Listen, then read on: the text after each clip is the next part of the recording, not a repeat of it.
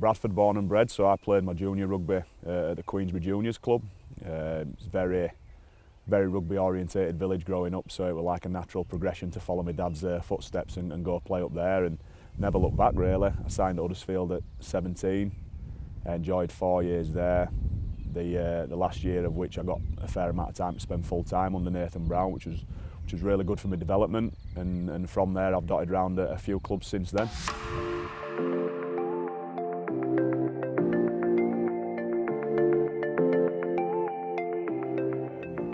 Leaving from pretty much school to go to Huddersfield, I left school with not really much qualifications. My grades weren't particularly brilliant, and towards the end of my career at Huddersfield, I got told I was going to be released at 20. I was going to go into the sort of wide world, and I didn't have an agent at that time and didn't really know what to expect. I'd explored a little bit of looking at the Championship, but again I didn't know too much about it, and I decided to take on an apprenticeship. I went and did a welding and fabrication course, which was a 4-year apprenticeship, and I ended up signing at Featherstone. So I tied them two in together nicely, and once I'd finished my qualification, I was in a position then where I could go back to being full-time. I felt like I had something to fall back on in case anything ever happened in my career, and I enjoyed 6 years full-time after that, which was good. Played at Leigh, Toronto, and had some wonderful times. And then obviously COVID hit, which put Toronto out of business effectively, and I was kind of left in limbo a bit with that. I had months of pay owed, and I wasn't too sure on where my next journey would be. I didn't particularly want to go back into welding and fabricating, and the other full-time opportunities at that time didn't really suit what I was after. And I got talking to a few friends, actually a former player, Alex Brown, who I played with at Huddersfield, and he went on to play at Hull KR. He was actually working in the security industry at that point, and he sort of briefly mentioned to me about getting my security tickets.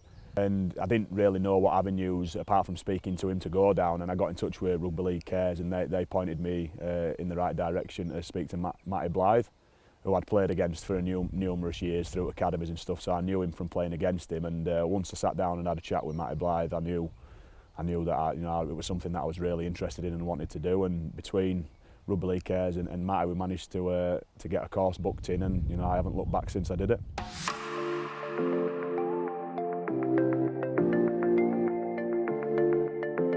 Yeah, it's a different dynamic playing semi-professional. You're juggling family life. I've got a young family. I've got 3 children. I'm working in the security industry. I'm trying to be as professional as I possibly can, playing in a semi-professional environment. So, you feel like you're spinning too many plates at times. But it's the looking after yourself side of it. When you pick up knocks in the game, we play a very physical game, and that side of it's very hard, trying to maintain looking after your body. It's a much easier route when you're full-time and all you're focusing on is rugby league. So in a full-time environment, you pick up a knock, your full days with physios and strength and conditioners, you can look after yourself that way, whereas you might break something on a Sunday and then you're back on graft on Monday, and it can be quite a tough thing to do, but it gives you an appreciation of both sides of the coin.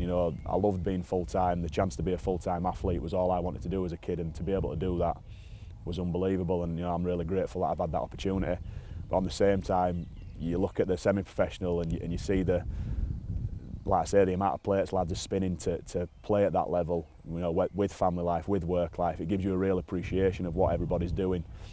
So yeah, you just enjoy it and embrace it. I've still got the fighting desire to play and enjoy the game. So while I can still manage it, I'm doing it. And yeah, you just juggle it the best you can.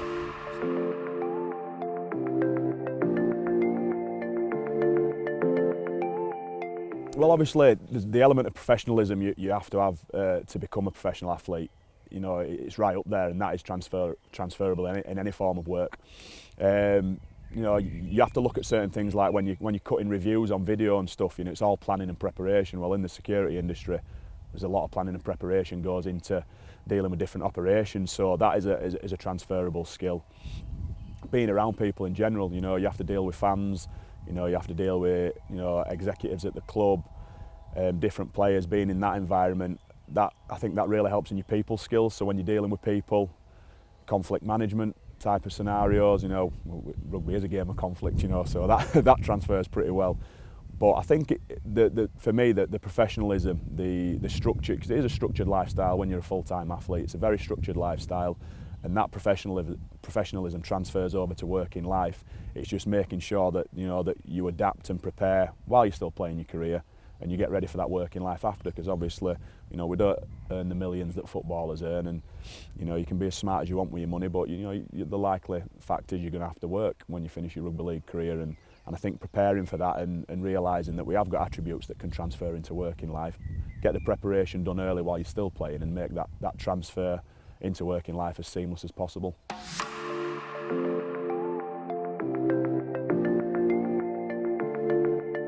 So during the Toronto situation, we'd been speaking to Rugby League Cares throughout that situation, and I basically asked about courses that were available. I told them that I'd spoke about security courses, that was something I was wanting to look into, and then that's when they said, look, Matthew Blythe, former player, he's actually got a training academy that you can go and gain the qualifications for the work through them. So they put me in touch with Matty, and like I say, never looked back. As soon as me and Matty sat down and spoke, that was something I wanted to do, and he's been really pivotal in guiding me through the course and guiding me through the work that I've been doing. Any advice I need is on the phone, and I can't thank him enough for that. And his knowledge is invaluable to me.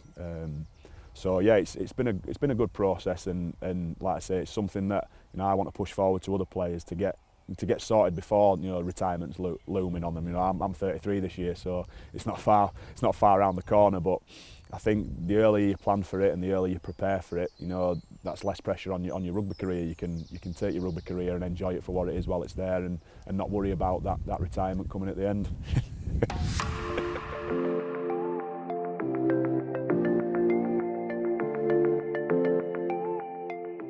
Yeah, I think it's about taking what's right for you at the time. I definitely think planning and educating yourself throughout your career is a must. You can't go through your career and just think, oh, I'll sort it at the end of my career, because it comes around quick. It doesn't seem that long ago that I was turning out for Huddersfield, and in hindsight it was a long time ago. So I think planning early and finding something that you're interested in, because it is a big transition. Part of your identity changes. I'm coming to a point where when I go into my working life, I'm no longer Greg the rugby player, and that is a big change. And I think if you prepare for that, before the end of your career, like I say, it takes the pressure off, and you can enjoy the rugby for what it is. So my advice for other players is to find something you're interested in, speak to people about it, get as much knowledge and gain as much knowledge as you can about the industry, and then start networking and preparing before you go into the job, because you don't want to finish your career and just be like, all right, I'm going to do this now, but not have any contacts in that industry. I think networking prior to retirement is massive, because you want to make that transition into working life as seamless as possible, and take the pressure off yourself.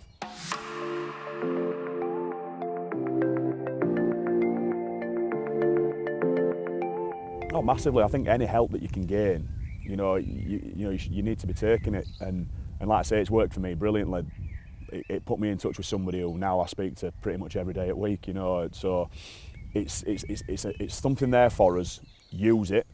Like I say, find what you're interested in, speak to them about it. They'll advise you. They'll find which courses suit what you're looking to do, and just get the preparation in before you finish your career. But yeah, it's a tool that we've got there as rugby players that I think should be used, and every player should explore it.